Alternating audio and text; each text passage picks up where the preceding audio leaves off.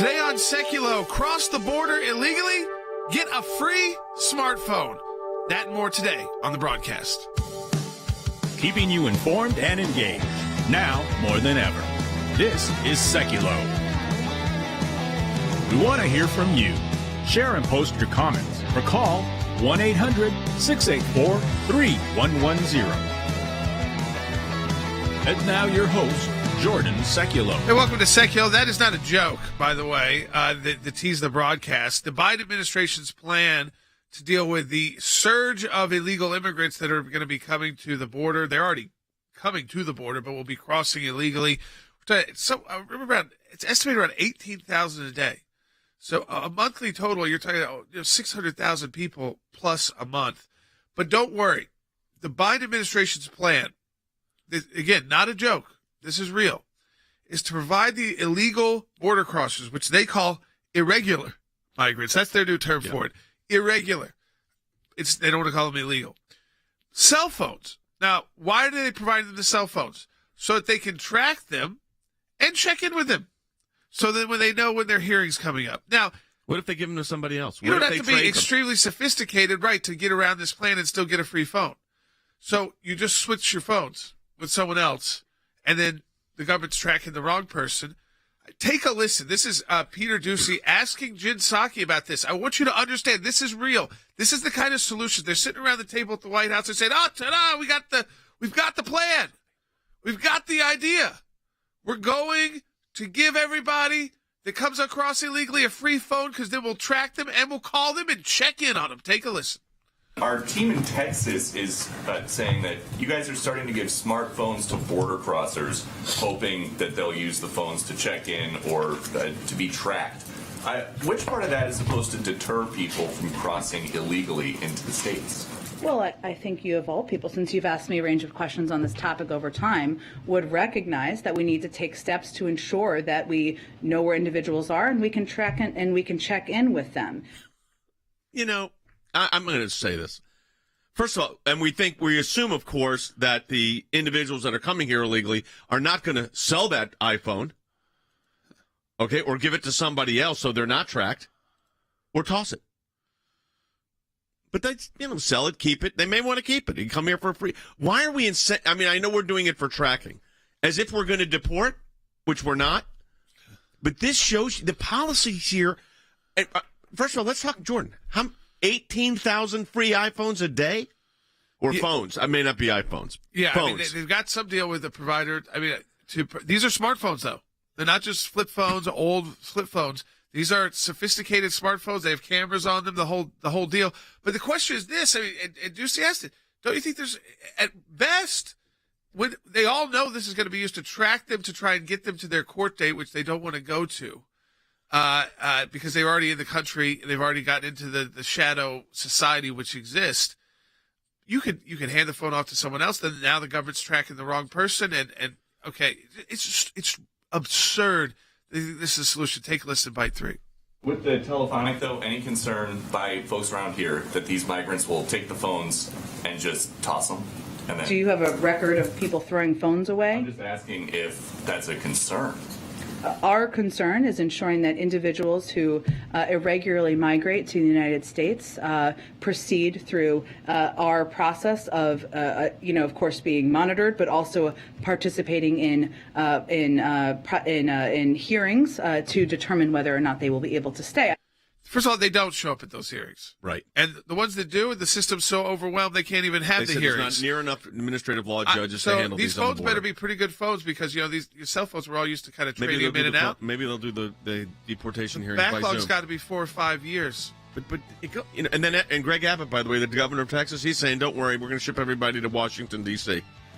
We got a lot to talk about. We're taking your calls at 800-684-3110, 1-800-684-3110. We've got a lot of guests today, too. That's right. Steve Scalise, the GOP whip in the House of Representatives, the number 2 ranking Republican, is going to be on about oil and gas prices. Those executives were before a subcommittee yesterday. The Democrats blaming them for the inflation and the numbers, even though it's their bad policies. But we're going to talk about that with him. Rick Grenell, the second half hour. More on the Hunter Biden laptop. You won't believe the media's latest excuse on why they didn't cover initially.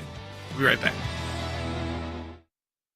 Now to the crisis along our southern border. 3 Republican states are now suing the Biden administration for lifting the Title 42 border policy, which is now set to expire May 23rd. Joe Biden now, when we're about to see another wave, seasonal wave, is lifting this at a terrible, terrible time. And so I think we're going to see more drugs, we're going to see more criminals, we're going to see more human trafficking, and it's going to be a total disaster, which is why we filed the lawsuit. The United States of America has lost operational control of our southern border. We can't contain it with what's going on down there. And the Mexican cartels control our southern border. In 38 years, have you ever seen anything like what we're facing right now?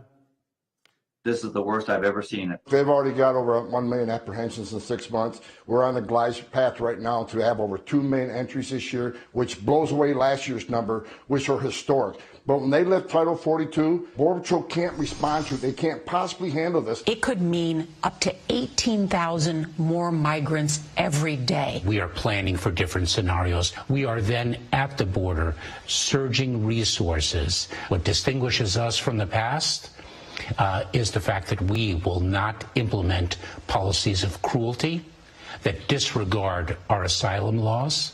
We are rebuilding a system that was entirely dismantled. But you acknowledge you're likely going to see a surge. We very well could. Here's what the secretary can do, because he said yesterday, well, I can't control what the CDC's doing.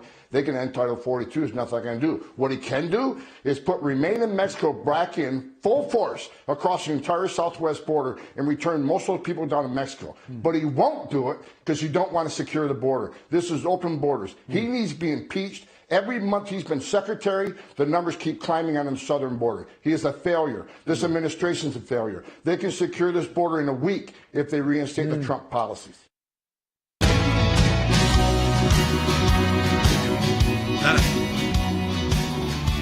right, welcome back to Sekulow. Now, this is the interesting part, too. This is also not a joke. There's actual bipartisan legislation. We don't see a lot of that these days. And it's got a good friend of ours. James Langford is the main sponsor, along with Kristen Sinema. So you got, again, they sponsored the bill. The co-sponsors, Thune, Cornyn, and Tillis, Capito, and Portman on the Republican side. But get this, on the Democrat side, you've also got 5 additional members. You got Mark Kelly, Maggie Hassan, Joe Manchin, John Tester. So you have, again, an actual bipartisan piece of legislation that says, for real, you cannot pull back Title 42 until the CDC declares the pandemic is over. Yeah, so what they want to do, and I think this makes sense. Which, by the way, Nancy Pelosi just tested positive for COVID, so the CDC yesterday is not going to be saying the pandemic is over. No, I mean there's an increase in California schools. I know some of the universities in the District of Columbia may go to online again because of what's happening there. What's interesting about this is twofold. Number one, it's bipartisan support on sponsorship, which, like Jordan said, you don't even see that anymore. But you've got 4 Democrats, 6 Republicans. Now, the bill is really smart. It says, look, Title 42 arose out of, and this is what we have to remember, it arose out of what? It arose out of the CDC concerns over spreading of the virus, the coronavirus. So the bill simply says, look, give us 60 days after the CDC says we're out of the pandemic phase. Then implement your changes in an orderly process, which is what would make sense here. But, of course, the Biden administration is going to put back on this, but this bill's going to pass. I mean, this bill's passed in the Senate. Now, will it pass in the House? I don't know. But it shows you that there is at least enough concerned Democrats and Republicans that we are about to have a migration crisis in the United States in the next 30 days that is going to be unprecedented. Yeah. Unprecedented. Nothing like we've seen in the past. Yeah, and then the incentive of the phone is just another one. Yeah, if you want to talk to us on air, 1-800-684-3110. That's 1-800-684-3110. Yeah, but you have states like Texas, listen, they're at wit's end because the federal government, and this is their job, right? It's the federal government's job to secure the borders. And when they don't do it, there has not been a lot of support legally for the states to be able to step in and do what the federal government won't do. The Supreme Court said, no, it's up to the Congress and the federal government to secure our borders. It's not the state's role. So, they're at wit's end, and so they're chartering buses and say, if people want to go somewhere else. Because border towns can't handle the population increase. These are a small town a day. Yes. I mean, think about, not all of you live in big cities who are listening to this broadcast right now. So, if you live in a big city, 18,000 people in a day can kind of get watched in and out. But now you add that up over a month, and you're getting to 600,000 people. So you start feeling in 3 months or 4 months is the size of the city of Atlanta. right. I mean, so this is, and again, their idea is give them a cell phone. Not kidding. Let's go to the phones. Tim in California on line 1. Hey, Tim. Thank you for taking my call. What is the Biden administration thinking? This is crazy. This is insanity. What is to prevent some hacker from hacking the cell phone? Well, first of all, what prevents them from selling the cell phone? Why do you think they're going to keep it? What if they give it to someone else? Yeah, we're telling them what we're doing. We're tracking and we're telling them you we're tracking you to eventually throw them out of the country. So would you keep that phone? No. Okay, but here's another thing that you got to realize what makes no sense here. We're not prepared to absorb this amount of migration. We're just not. The country is not prepared to do this. We can't take 500,000 plus people a month. Why are they doing this? Because Trump did the opposite and secured the border, so they're going to do this. Okay, I get that. But what are they also thinking? They're thinking in the back of their mind, this will help them in an election down the road. Yeah. Yeah. Talk about that for a minute. This is a long-term plan.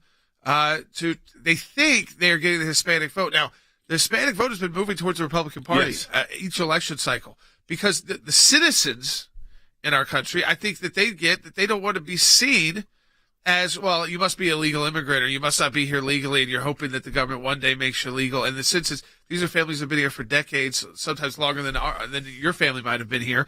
And they don't want to be seen this way, and they don't support illegal migration. They also might have family members who are trying to legally migrate, who have been waiting in line. Yep. But this is the Homeland Security Secretary on CBS just asked straight up, are there going to be more people? Is it going to be more of a problem? And this is the way he answers it by 21. It's very difficult to predict what that migration will be, but we are planning for different scenarios. We are then at the border surging resources. What distinguishes us from the past is the fact that we will not implement policies of cruelty that disregard our asylum laws. We are rebuilding a system that was entirely dismantled. Okay. I want you to go back and remember, folks, what was going on during the Obama administration at the border and the migration camps. And they say they're going to be more humane. More humane would be stay in your country of origin and then seek asylum under our asylum process, which we have in the United States of America. That would be how you handle this. What you don't do, in my opinion, is overload the system, which they know it's going to do, so no one's ever tracked, and the phones are ridiculous. I mean, absolutely preposterous that they're going to get a phone. And that's going to somehow answer it. Oh, your deportation, by the way, you're in the state of, North Carolina. You got to come back to Texas for your hearing. So this whole, and the way they say it, what distinguishes us from the past is we're not going to implement policies of cruelty. Actually, you are. Because you're letting so many people come in the system. It's going to be unsafe sanitary conditions. It's going to be unsafe in the communities. It's going to be unsafe for the millions in a course of months of kids and the sex trafficking that goes on, the drug trafficking that goes on. Yeah, that's a policy of problems. Securing a border is not cruel. It's smart. Yeah, I want to go to the phones, 1-800-684-3110. Let's go to Anna in California on line 3. Hey, Anna. Thank you for taking my call. I was just wondering, do we know which cell phone company was awarded the contract for all of these phones? Don't know if it's one. Don't know if it's multiple. I mean, the government, would negotiate this plan. It could be something we could do through FOIA if they don't announce it on their own. They're not shying away from this idea, by the way. They think this is a great idea. Oh, yeah. They think, they weren't like caught off guard saying, oh, no, Fox News found out that we were doing this. They said, no, this is going to work. There's no history of people throwing phones away, but there's no history of something this dumb. I mean, this is absurd. All you have to do, you can keep your free phone, trade it with your friend who's crossed the border illegally. Now the government is tracking the wrong person, and they're never going to be able to contact you about showing up at a hearing that you're not going to. So they call on that phone and said, we want to speak to person X, and they say this is not his phone. Yeah. Or her phone. Right. And everybody's sorry, so you don't have have to toss the phone away. You don't have to give it away. You don't have to trash it. You can use it. And how long does it last? Is this indefinite? Because right now I can't imagine. The backlog's got to be at least 3-4 years till your hearing ever gets called. So is this an indefinite free phone contract that you get to utilize? So not only do you get to cross the border, we're incentivizing drug cartels, to utilize, our southern border and bad actors. But we're going to give you something of value when you cross the border, which is the use of a cellular phone, I guess, with a contract. And you could easily, again, stop the tracking, not by turning even the tracking off, just by trading it with somebody else. They're the same phones, trade it with somebody else, and now no one knows where you are. What I really don't understand about this is what's the method here? We understand the method, but what is the outcome? What are they trying to accomplish? That's what makes no sense. You want to try to grab one more call before the break? Let's go to Lynn in Washington State on line 2. Hey, Lynn. Hi, guys. I was wondering if the National Guard could be called out at the border to help stop the influx of these immigrants coming in. Well, the federal government could. The federal government could. Yes, the president, it could be the commander-in-chief of the National Guard. But the state governor, who could also call out the National Guard in emergencies, cannot override the immigration policy of the United States that's been decided by the Supreme Court. Put them into cities and towns for help with security. Yes, but they can't be secondary border agents under the existing legal precedent. That's correct, and that's where the problem is. By the way, coming up, Steve Scalise. We're going to stay on this topic. We got more to discuss. We'll be taking more of your calls at 800-684-3110. I'm asking this question, Jordan. Though, why are they doing this? They know this is going to look horrible on the media, unless they think they'll get another free pass. I think in a decade they'll at some point get one of those legalization bills, which, by the way, they have not been able to do. So they talk about this cruelty, but people are not being legalized in the system. And then they say they hope that at some point, these will become voters and they'll remember which party did this.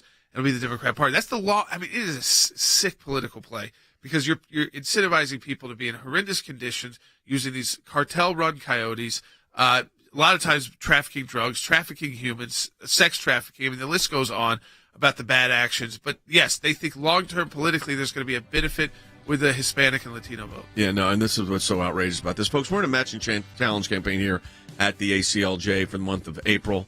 Any amount you donate, we get a matching gift for it. This analysis broadcast comes to you each and every day, 5 days a week, radio, TV, satellite radio, social media platforms.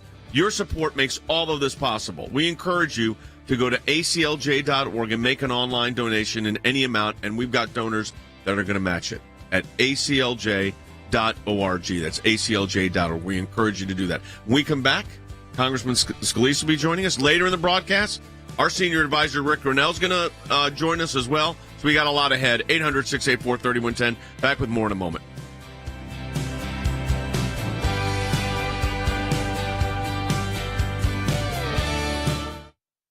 Executives from 6 of the largest companies in the virtual hot seat at a congressional hearing Wednesday. The average for a gallon of gas now $4.16, $1.29 higher than last year. Republicans put the blame for the high prices at the president's feet. Putting mountains of red tape on every American driller, making it harder to drill. Arguing the administration's policies and efforts to wean the nation off fossil fuels are driving up costs, and accusing President Biden of trying to distract from low approval ratings. Steve Scalise was pointing that out. It is the regulatory overreach that these guys cannot be drilling. It doesn't pass the common sense test to cancel a Canadian pipeline and green light a Russian one. And then, of course, it doesn't make any sense either to put all these obstacles in place for permitting and that would allow us to increase our production and our exports, and then to supplicate to the Venezuelans and the Iranians to get them to increase their production and exports. Every federal agency, from the Department of Interior to Energy, now the SEC, every agency is putting out rules to make it harder to drill. And let's not forget, Maria, Joe Biden, when he was a candidate for president of the United States, said he's going to shut down production, make it harder for companies to drill in America. When Iran bombed Saudi Arabia's refineries back, it was 2018 or 19, I think it's 2018, the price of oil didn't go up more than a dime. You know why? Because under President Trump's policies that our Energy and Commerce Committee, we put into place, we were energy independent. And so what happened around the world didn't affect our gas prices because we are energy independent. When you handicap this industry through the financing, through the lending, through the infrastructure, well, of course, the industry responds by not being productive. Let's open up American energy, get all these federal agency roadblocks out of the way so we can produce oil in America and lower the cost at the pump.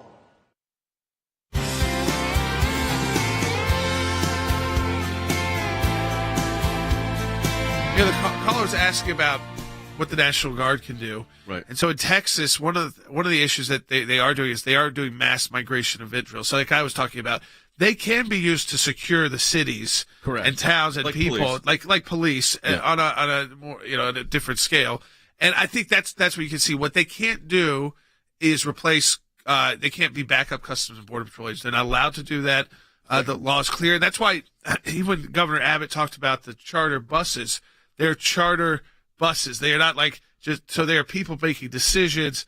You want to go to Washington D.C.? We'll get you on a bus to Washington. It's also a political thing for Greg. Yeah, of course, because the idea of Washington D.C. is that because D.C. is insulated from. You were this just up issue. in Washington, and you said it's still not even open. No, it could barely handle just the cherry blossoms and the tourists being back because the security is not used to having to deal with anybody being there. Corporations are not back yet.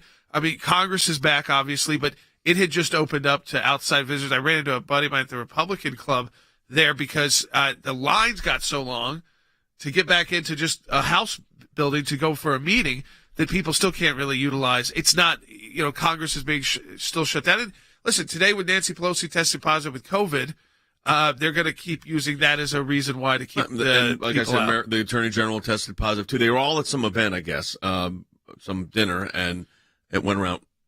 Yeah, so we are joined right now by the House Republican Whip, Steve Scalise, Congressman from Louisiana. Congressman Scalise, you were at the Energy and Commerce Subcommittee. You're on that committee on oversight investigations. You saw the Democrats come out hard trying to make this all about the oil companies. It's their fault of what we're paying at the pump. You countered aggressively about who's really to blame. Yeah, when you look at what they were trying to do, Biden came in and as a candidate said he was going to stop oil companies from being able to drill in America. It's what he said as a candidate, and then day one he started doing it. Killed the Keystone Pipeline, not approved any new drilling on federal lands, on private lands, no new pipelines, no new export terminals for LNG. All of that Biden did, and of course the price started spiking day one when he came in as president. Kept going up. It was over 45% higher before Russia invaded Ukraine. And so then people are furious, by the way, for the last 6 months, people have been furious about gas prices. And he tried to start blaming other people because he knew he couldn't open up drilling in America because the crazy nuts on the left don't want drilling in America. Now, they don't mind taking oil from Russia of all people. Biden's begging Russia. He's begging Iran, dictators in Venezuela to produce more oil, but he won't produce it in America. And I called him out on it. And I pointed to all of the rules and regulations, and it was a stack of rules and regulations Biden's put in place from every federal agency imaginable to stop drilling in America. And then when the price goes out, they try to blame everybody else, and nobody's buying it because they know it's not true. Congressman, this is Jay. One of the things that it's mind-boggling to me is that 18 months ago we were energy independent. We were exporting more oil than we needed. And 18 months later, now we're depending on Venezuela. When you talk with the Biden administration people, what are they saying to justify this? Well, this is why they keep trying to throw all these red herrings and roadblocks. And, it's because the oil companies are greedier. It's because of Putin.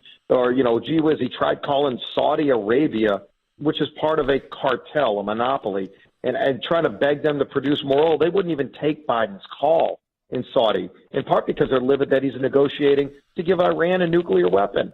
And he's helping negotiate that deal with Russia while Russia's murdering people. Putin's being a war criminal in Ukraine, and Biden's negotiating with Russia to give Iran a nuclear weapon. This is madness. And so what I tell him is, you don't need to reinvent the wheel. As you pointed out, Jay, we were energy independent. Not only were we able to help our friends around the world, Americans were paying less than $2 a gallon just a year and a half ago. It was good policy that got us there. We were lowering carbon emissions in America. If you're worried about carbon emissions, we were lowering carbon emissions when other countries were increasing their carbon emissions. And so shutting down American energy actually results in higher carbon emissions. So if that's what they're talking about, the Green New Deal and saving the planet, make more things in America. We wanted, they called all the oil execs, the big five oil and gas company heads, and that was the Democrat witnesses. So then they said, you can get one witness. And we asked to bring the Secretary of Energy as our witness. You know, they would not let the Secretary of Energy come testify. How ludicrous is that? Because she's anti-American energy like the rest of them. Yeah, I mean, Congressman Scalise, these are big oil companies, and the idea is that if you're one of these executives right now, I would feel like even if the Biden administration said tomorrow, okay, go do it, I wouldn't trust them. There's no, as someone who with investors in my company, I wouldn't say we should go spend billions of dollars to reopen Keystone right now, because I don't trust this administration from 6 months from now saying, no, you're shut down again. Yeah, and this is the problem when, listen to some of their rhetoric, and they keep changing their tune, by the way, which tells you they're lying, because a couple of weeks ago you heard Jen Psaki going, oh, the oil companies have 9,000 leases. They've got more land leased than the states of New Jersey and Connecticut or whatever. I mean, let's go look at that. We did, by the way. By the end of that day, we had already pointed out how that was a fallacy, because most of those leases are either dry holes because you test wells. Some of them are dry. Not every one of them is a gusher. But then after you find out, okay, there might actually be oil under this block of land, you have to go get about 10 more permits. And they use things like the Endangered Species Act to block you from drilling. They'll use the Clean Water Act or the Clean Air Act, and they'll get every federal agency blocking you. They get environmental groups coming after you. And so the companies just throw up their hands and they go, I can't actually develop this well that I have a permit for because the federal government won't let me go do it. They're blocking it on every turn. Yeah. Congressman, I want to change focus for just a bit. So the administration is talking about removing Title 42. You're looking at a mass migration situation at the border, and they're giving cell phones as the way to stay in touch with people that are coming to the United States illegally. Your comments on this? I mean, my God, again, another completely self-created crisis by Joe Biden. Joe Biden walked in to a secure American border. President Trump, when he came in, there was an open border. You've seen the pattern. Obama, Biden, they want open borders. They want to have no national security, no ability to secure our border. So Trump comes in, he says, you know what? We're going to actually start securing the border and building a wall. He talked about the wall during the campaign. He actually got an agreement with Mexico to the Remain in Mexico policy. So instead of coming into America to seek asylum, you stay in Mexico. Well, what happened? Most of the claims for asylum are fake. They're false, over 90% of them. And people knew that, so they said, well, we know that the game's over. We can't come to America. So they just stopped. They didn't even come to Mexico. They just stayed in their countries. And again, you want to come to America, there's a legal way to do it. We let over 1 million people a year in our country. We're more generous than anywhere in the world, but we're a nation of laws. And we've got to get back to those laws. So Biden immediately said, don't build the wall. Get rid of Remain in Mexico, the Northern Triangle, and the border's been flooded. Now he's getting rid of Title 42, which is a tool our Border Patrol agents use to help secure the border. Yep. So now the drug cartels are going to be controlling our southern border even more than they already are. More fentanyl will come over, which killed 100,000 Americans last year. Fentanyl, and it's coming from the southern border. Congressman Scalise, as always, we appreciate all of your work for us on Capitol Hill, for your country, for your constituents. Folks, we'll be right back on Sekulow, taking your phone calls. 1-800-684-3110. That's 1-800-684-3110. Support the work of the ACLJ at aclj.org. We've got a matching challenge this month of April as well. It's an important month for us as we continue to expand our work. That's aclj.org. Be right back.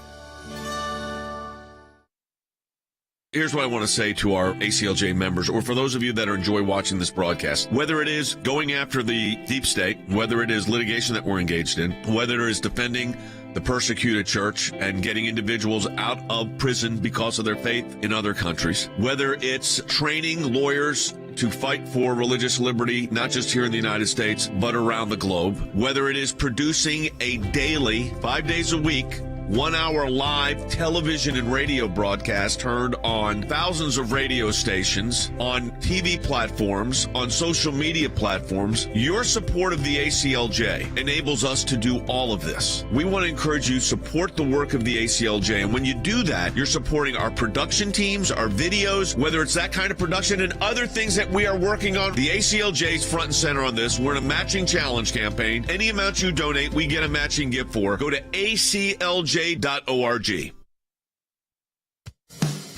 Keeping you informed and engaged, now more than ever. This is Sekulow. And now your host, Jordan Sekulow. All right, welcome back to Sekulow. We're going to take your phone calls, 1-800-684-3110. With Rick Grenell, we're going to get into some of this Hunter Biden laptop. More nonsense coming out from the media because they're all being called out. Everywhere they go, at every speaking event they go to, these journalists for why did you not cover this? And some of it's just getting absurd. So I'll save that for when Rick is on in the next segment because the excuse they make, and I think about how obsessed they were with Donald Trump's family. Still, to this day, obsessed with Donald Trump's family. They try to subpoena them on Capitol Hill. But the way they try to cite, who cares about the kids of the candidates? I mean, we'll get into it in the next segment of the broadcast. And you also had yesterday, we talked about this yesterday with the Durham situation. They, the New York Times had to cover it, right? They had to cover it because it was a filing in a court.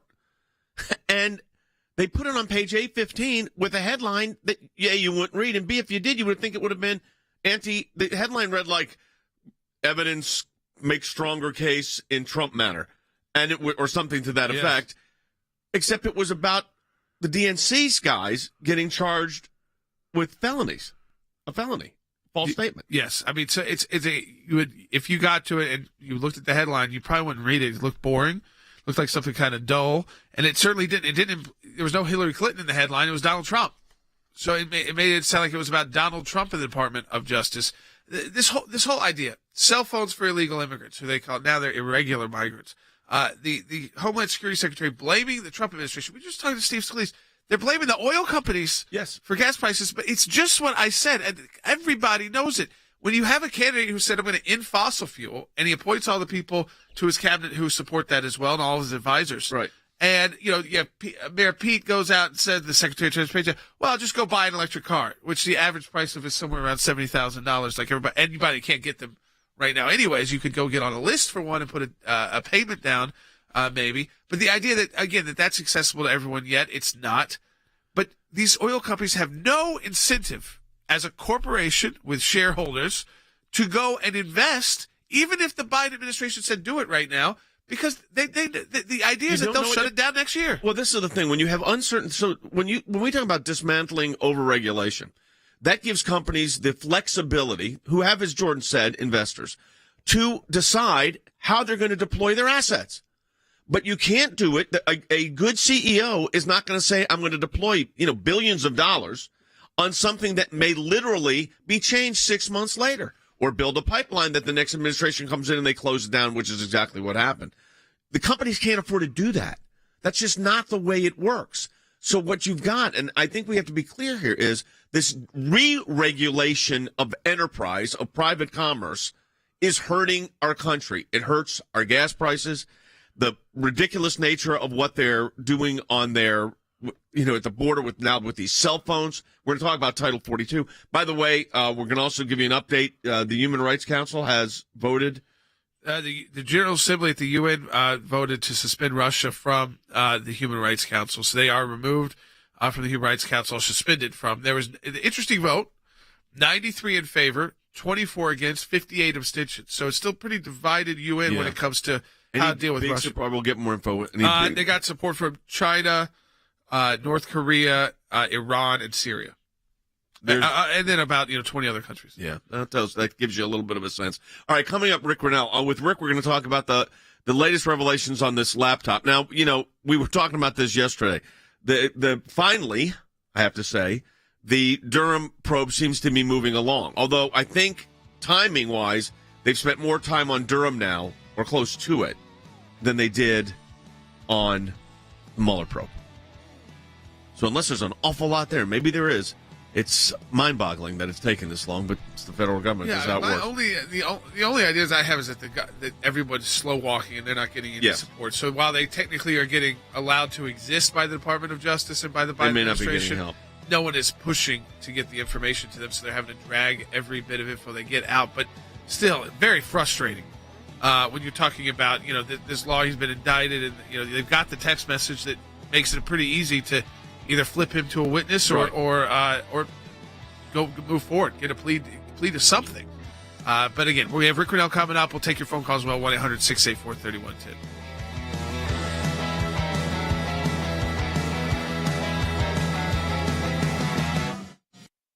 Title 42. Biden's going to end it. it could produce as much as 2 million more illegal immigrants into this country. The White House says it anticipates a sharp rise in migrants and is sending additional resources to the border. 3 states have filed a federal lawsuit, Arizona, Louisiana, and Missouri, against the Center for Disease Control, the United States Department of Health and Human Services, and the United States Department of Homeland Security.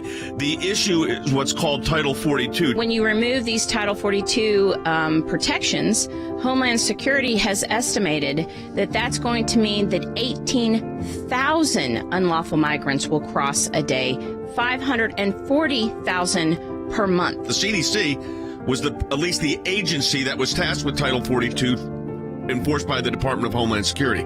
But what is so concerning here is the numbers of people that will be able to get through the border with a basically, welcome to the United States, come on in. It's a staggering number. Border Patrol agents are saying they can't handle 3,000. So 7,000 is ridiculous and 18,000 is unconscionable. The CDC says follow the science. That simply means follow the political science, because there is simply no rational reason for changing this rule unless you are driven by ideology. It's not just Title 42. It's also the migrant protection protocols. It's Remain in Mexico. It's all of those programs, Operation Talon, that the Biden administration has walked away from. Cumulatively, Jay, what does that lead to? It leads to another surge on the border. Our lawmakers have to confront problems. They need to close the border and recognize if you don't have a border, you don't have a country. These policies are having real consequences, and we're about to see a surge in numbers that, look, no country could handle. Support the work of the ACLJ at aclj.org.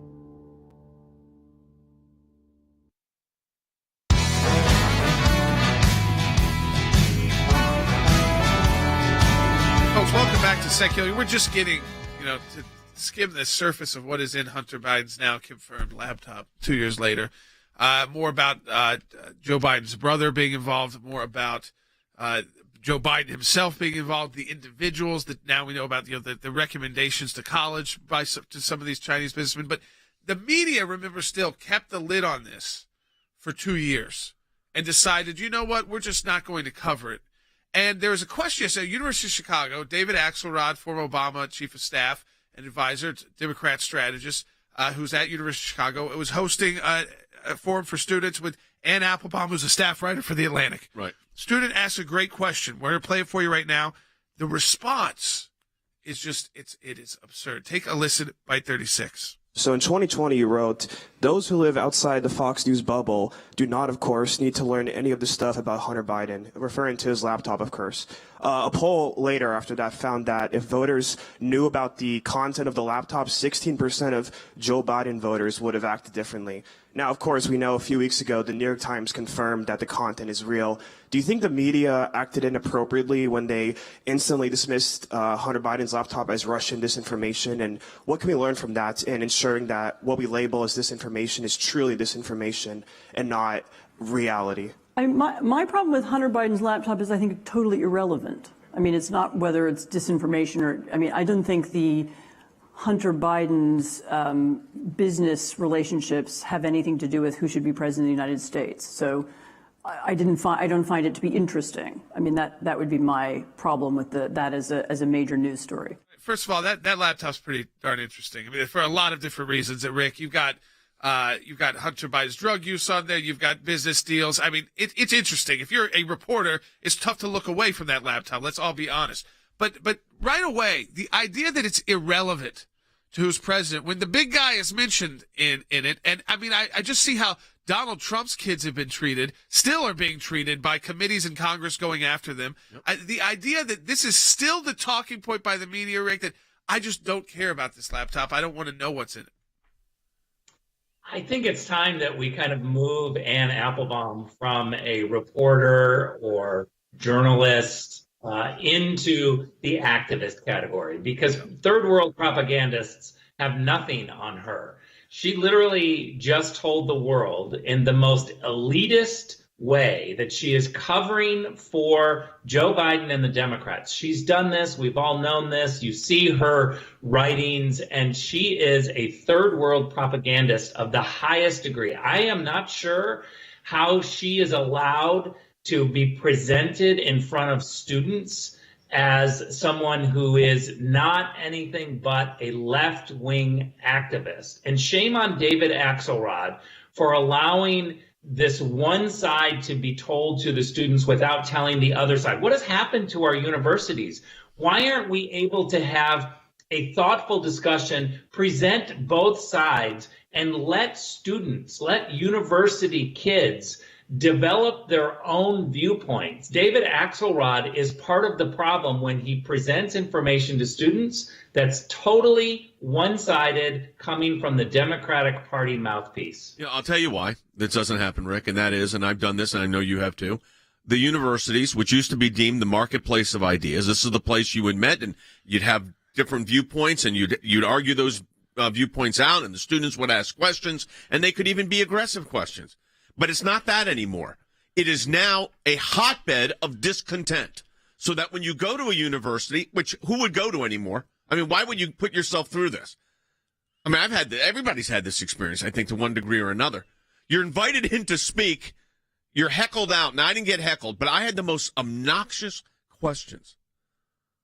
And I basically said, I am your guest. And this is the way you're treating your guests. But it's irrelevant because it's just the way it is now. Now, let me ask you on the follow-up on this. I don't understand for the life of me, and you know, you've been in the government world as a long time as I have, how the media could just – we said this on the Durham stuff yesterday. It was a big filing in the Durham case, right? So the New York Times puts it on page 815 with a headline you couldn't even – in fact, the headline sounded like Donald Trump was in trouble when it was actually about an indictment for the Clinton campaign's lawyer. And they get away with this.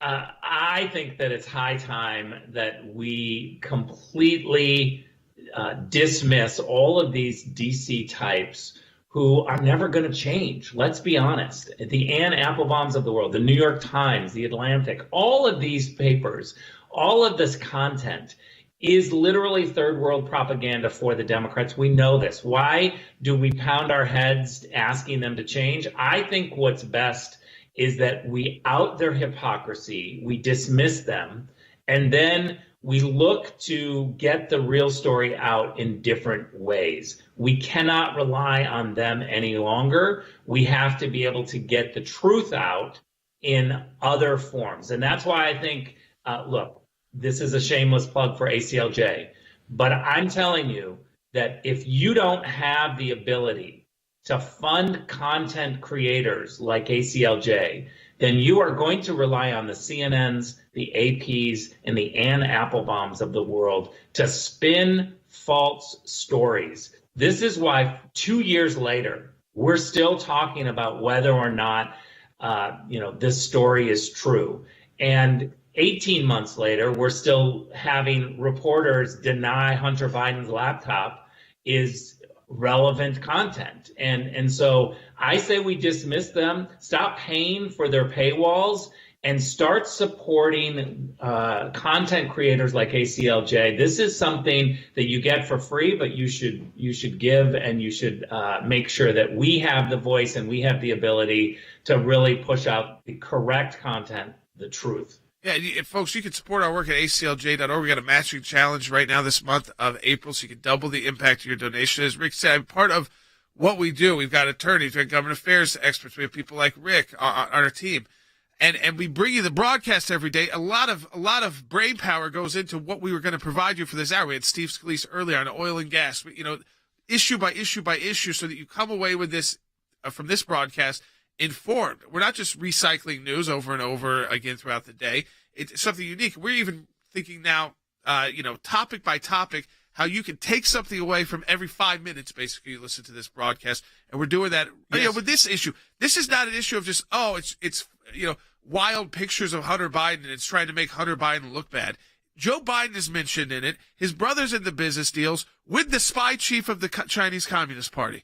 I mean, so when you got sports cars coming in from other oligarchs around the world. I mean, and the Ukrainian issue is right in the middle of this laptop. You got the guy who found the laptops now hiding out in Switzerland, afraid for his life. Yeah. Now you put all that together, and you realize that this is. Listen, we had an entire impeachment over a phone call. Yeah. Okay. No over laptop a of data. phone call. And right. And with a smoking gun evidence was a phone call that was transcript was released so everybody knew what was on the call. I mean, this is how the nature of, we know this. This is the nature of the body politic. Rick, I want to switch gears for a minute here. We're about to have a disaster on the border again. Now the Biden administration is talking about giving what they're calling irregular migrants, people that come here illegally, giving them cell phones, literally giving them cell phones.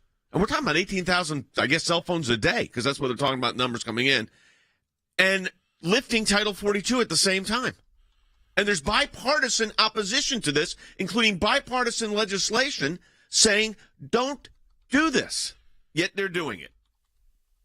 You know, one of the most frustrating things about this story and about the border is that the left and the Biden team is trying to paint people who call this out, and Republicans and Democrats and thoughtful people saying, why are you giving phones away to illegal people who are breaking the law?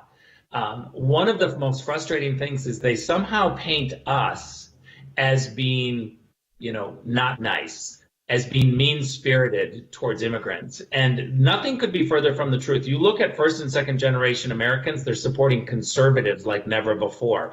We are the most generous country in the world when it comes to immigration, and we love that. We just want people to follow the rule. You shouldn't reward people who break the law. You shouldn't reward people with a cell phone, especially when we've got border problems. Close the border and let's put the focus on those waiting in line and getting more people legally into the country through the rules rather than having line jumpers.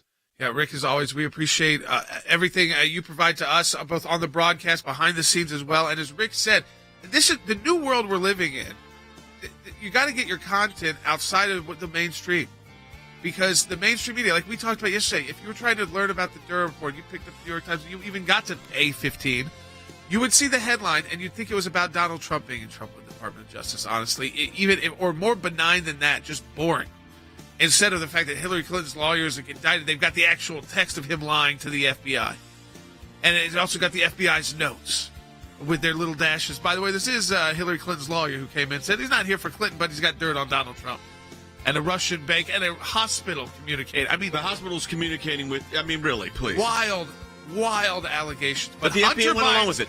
Actual laptop with the hard drive on it that he dropped off in Delaware. And then they want to look, it's irrelevant to who's in the White House. The voice of ACLJ members is central to everything we do at the ACLJ. We at the ACLJ are constantly advocating in really three main areas. We advocate in federal and state court. We advocate in the court of public opinion. We do that through media and other advocacy efforts, and we advocate in the halls of Congress.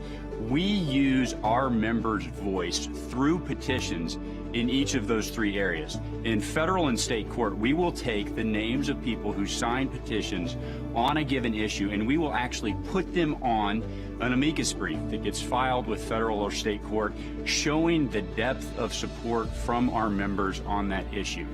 In the court of public opinion, we will use the volume and the weight of the signers of our petition to demonstrate the breadth and the depth of support on a given issue, and really to draw more people to that cause. But I think maybe most importantly is when we use petitions in the halls of Congress, and we do that in two different ways. We do it on a macro level, and we do it on a micro level. On a macro level, it is very impactful if we can show tens of thousands or hundreds of thousands of our members who agree with us on an issue that is central to what we care about. If we can show that there's a wide breadth of support across America and across the world, that adds strength to our voice. Now, on the micro level, here's what we do. We take a petition on a given issue and we break it down into states and also people who have signed from each congressional district. Then we go into an elected official's office and we advocate not just on behalf of ACLJ, we advocate on behalf of people who voted for them to be their elected official. That's when they really stand up and take notice. I encourage you to go to aclj.org, click on the petitions button, and add your name for our support.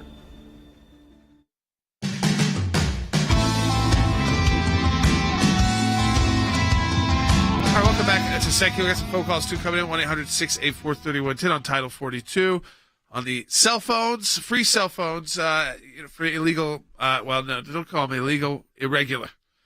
I don't know if that's nicer either. I mean, I know it sounds worse. Yeah, like what's wrong? They're humans. Yeah, they are they're human beings. I mean, they're breaking the law. That's what's the illegal part. They're not irregular humans, but yeah. Okay. All right. It is the whole problem with the fact that we're self-generating. As we've talked to Steve Scalise, we talked to Rick. I mean, it is self-creating a humanitarian crisis. It's like dealing with what Europe is dealing with right now with the migrant crisis out of Ukraine, but doing it intentionally. Right. Russia invaded Ukraine with a war of choice that caused that problem. So the Europeans are dealing with a situation that they didn't have control over. Exactly. This we have control over, and we're creating it. So I want to go to Colonel Smith on this first, because we had a very interesting call earlier about can't the National Guard on the border do something, but that's just not the way it works. No, it cannot do that unless they're federalized by the president himself, and so they are very, very limited, and they can assist the governor in public safety, and they've done some of that. They cannot round up people and summarily ship them somewhere. That is totally against the law. But it is a real crisis on the border. Jay, it's a national security crisis and a moral crisis. In this fiscal year, which started October the 1st, the people that have been apprehended at the border, not the getaways, from 150 different countries. This is a huge national security issue. At 9/11, Jay, one of the things that came out in the 9/11 Commission was that what we had in America was a failure of imagination. We could not imagine that 18 terrorists would use airplanes to fly them into buildings to kill thousands of people. What we are doing now, Jay, is a failure of imagination on what's going to happen from a national security perspective, that terrorists, they know our border is open, and they will attempt to cross the border and inflict chaos in America. But here's one of the things I want you to understand. This is in the Secretary of Homeland Security said that they're going to do it. They're going to be using. They're not going to put inhumane situations in place. But we all know, everybody knows, and we at the ACLJ know particularly, that this is a drug crisis at the border and a sex trafficking crisis at the border that is primarily minors that are being sex trafficked in this situation. Right. And we've been, at the ACLJ, we've been involved in the minor sex trafficking, trying to regulate that and get people, aware of what's going on. You open the borders and it's unlimited. It just is exponentially, it just shoots up trafficking. It affects and it doesn't just affect the border states, because what these sex traffickers use, once the coyotes get them in, is they go right up the interstates. Right. Every community in the United States. Right. No one's immune. It's not just a border state. Every single one of the 50 states and the District of Columbia are affected by sex trafficking. We did a major project a couple of years back with our friends at Shared Hope International. We did the legal work for it, called Protected Innocence Legislative Framework and Methodology. We looked at the laws of all 50 states and put together methodology that those states could adopt to combat this. Right, and it was a huge undertaking. So we looked at the laws in all 50 states and D.C., and we identified 6 key areas: criminalization of domestic minor sex trafficking, criminal provisions addressing demand, criminal provisions for traffickers, criminal provisions for facilitators, protective provisions for the child victim, and criminal justice tools for investigation and prosecution. And within those 6 areas of law, there are several areas that affect the policy in a state's code. So it was massive undertaking. And it affected the laws now in a lot of states. I mean, many, many states adopted this. Go ahead, Jordan. Yeah, we got a lot of phone calls coming in, too. I want to get to some of those. 1-800-684-3110 on the border. Let's go to Jesse first in New Mexico on line 1. Hey, Jesse. Hey, guys. How you guys doing? Really appreciate what you do. Sure. So I'm a federal employee, and to keep from giving out my personal phone to clients as a federal employee, I had to buy my own phone. I wasn't forced to, but to do my business properly or do. Yeah, right. So you don't have your personal phone out there. So you work for the federal government. So you have your phone for work, your phone for personal. That's a normal thing in the United States. A lot of people do that. But the idea that this is what I talk about here. This is not just a free phone. How long is this contract good for? Unlimited? I mean, how much is the government paying one of these telecom companies? Yeah, well, this is the idea, because it's not done in 6 months. You're not even getting your hearing for multiple years. So if they're even being honest, which I don't know how they're being, if they're even being honest, we paid for multi-year contracts for these people? Well, okay. Does any of this from a policy standpoint, Wes, make any sense whatsoever? Absolutely not. The Biden administration is literally doing nothing to secure the border and to deal with the sex trafficking, the human trafficking. They are actually making it worse. I'm here to tell you, people who are from impoverished countries in Central and South America, we're already, offering them a lot of benefits. They know they will get health care. They know they will be treated kindly. Now we're offering them cell phones. And that is like a magnet. The Biden administration, rather than trying to secure the border, is doing more and more to entice people to cross our border. Like a benefit. It is a benefit. Come to the United States, get a free cell phone. Right. What prevents them from handing it to somebody else so that when the call comes in, they say, I'm sorry, that's not this person's number? Of course, nothing. This is where none of this makes any sense. Yeah, let me go to Roger in Minnesota on line 3. Hey, Roger. Hey, thanks for taking my call. I'm about 100 miles from the Canadian border, and I'm wondering, does Title 42 cover our northern border too? It does for people if they came in and were applying for asylum. So, of course, there's not the same kind of migrant crisis at the northern border, and so there's not the same issues. But yes, I mean, it does apply. It was something utilized. So long as this pandemic is happening around the world, we're going to make it easy for our Customs and Border Patrol agents to expel people, even if it's an asylum claim. No, we're not going to deal with that right now because we can't risk the spread of new variants and new which is happening as we speak right now in cities like Washington, D.C. Right. So when Governor Abbott in Texas says, you know what, we should charter buses, and says they're going to do that, charter buses and let people decide if they want to go there, because those kind of places are fairly immune from this crisis. So interesting, 7,500 phones a day, if that's all they gave out, at $500 per phone for 30 days would only cost the American taxpayer $112 million a month, plus the cost of the cell service. If you're going to triple that or double that, it would only cost us $24 million a month. All right, but I do want to get to this. So we talked about this briefly. Russia has been moved off, or at least suspended? Russia has been suspended from the Human Rights Council. The General Assembly just voted, and they had the 2/3 that they needed. 93 in favor, 24 against, 58 abstentions. They've been removed from the Human Rights Council, and they're the first permanent member of the Security Council to ever be removed from a UN body. Significant, Wes? Absolutely significant. I mean, the entire world is sending a message to Vladimir Putin and the condemnation of his actions.